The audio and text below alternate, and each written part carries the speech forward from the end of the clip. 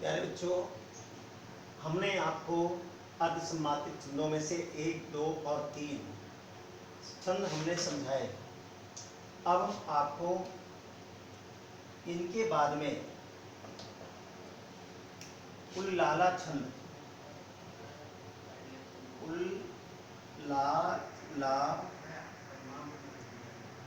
उल्लाला छंद को समझाने जा रहे हैं। उल्लाला छंद की परिभाषा हम आपको संक्षेप में बता रहे हैं। जैसा कि सभी लोग समझते चले आए हैं कि ये 2 लाइनों का ग्रुप होता है। 2 लाइनों में से आधी लाइन एक चरण कहलाती है, फिर आधी लाइन एक चरण कहलाती है, फिर आधी लाइन एक चरण कहलाती है और फिर एक आधी लाइन एक चरण कहलाती है।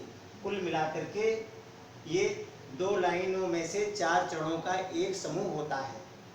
तो अर्धसम्मात्रिक छंदों में से सब में से दो लाइनों का समूह होता है, जिसमें से उन्हीं 2 लाइनों में से दो चरणों का 2 चरण होते हैं, यानी 4 चरण हुआ करते हैं। ऐसे ही उल्लाला छंद, जैसा कि हमने आपको पहले ऊपर भी बताए हैं, अब हम आपको उल्लाला छंद बता रहे हैं।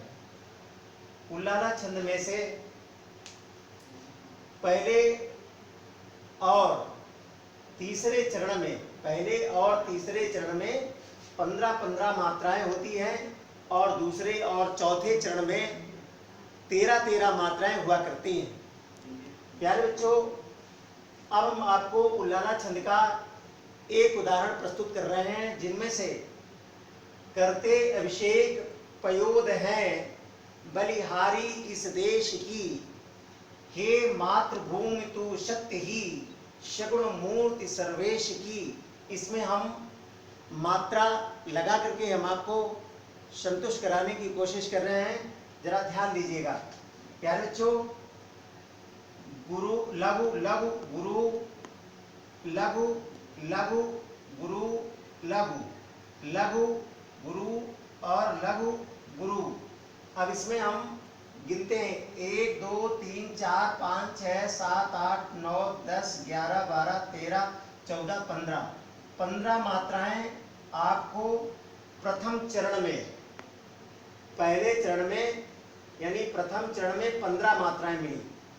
इसी प्रकार से दूसरा चरण 1 लघु लघु गुरु गुरु लघु लघु गुरु लघु गुरु। 1 2 3 4 5 6 7 8 9 10 11 12 13, इसमें 13 मात्राएं होती हैं। यानी पहले और तीसरे चरण में, पहले और दूसरे चरण 15 और 13, 15 और 13 में यति होती है पहले और दूसरे चरण में से। यानी पहली लाइन में 2 चरण, पहले चरण में 15 और दूसरे चरण में 13 मात्राएं हुई।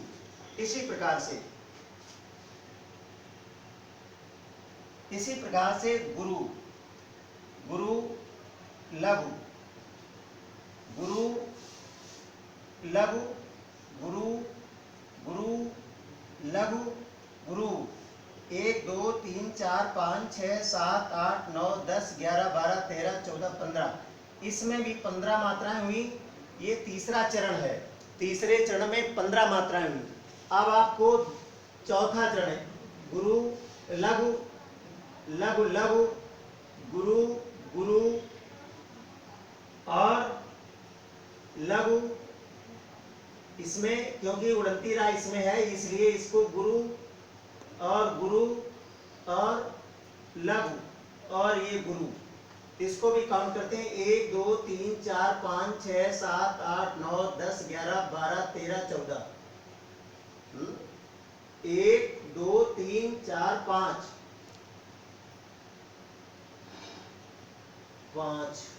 इसमें छोटी मात्रा है और इसकी गुरु इसमें लगे थी, इसे लघु होगी।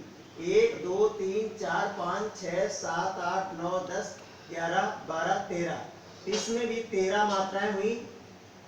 तो सभी छात्र छात्राओं इस बात को देखेंगे कि पहले चरण में और तीसरे चरण में 15 मात्राएं हुई, तो हम यहाँ पर भी तीसरे चरण में 15 मात्राएं लिख देते हैं, और दूसरे और चौथे चरण में, दूसरा चरण और चौथे चरण में 13 मात्राएं हुई, इसलिए इसमें भी हमने ऐसे ही लिख दिया। तो पहले तीसरे में समान और दूसरे चौथे में समान। अगर कहा जाए तो ऐसा भी कह सकते हैं कि पहले और दूसरे में, पहले और दूसरे में विषम मात्राएं रहती हैं, समान नहीं रहती, और तीसरे और चौथे में विषम मात्राएं रहती हैं। पहले तीसरे और चौथे में विषम मात्राएं रहती हैं, समान नहीं रहती। समान तीसरे, पहले और तीसरे में, दूसरे और चौथे में समान मात्राएं होती हैं, यानी आधे में समान आधे में समान, इसलिए अर्ध सममात्रिक छंद से उल्लाला जाना जाता है।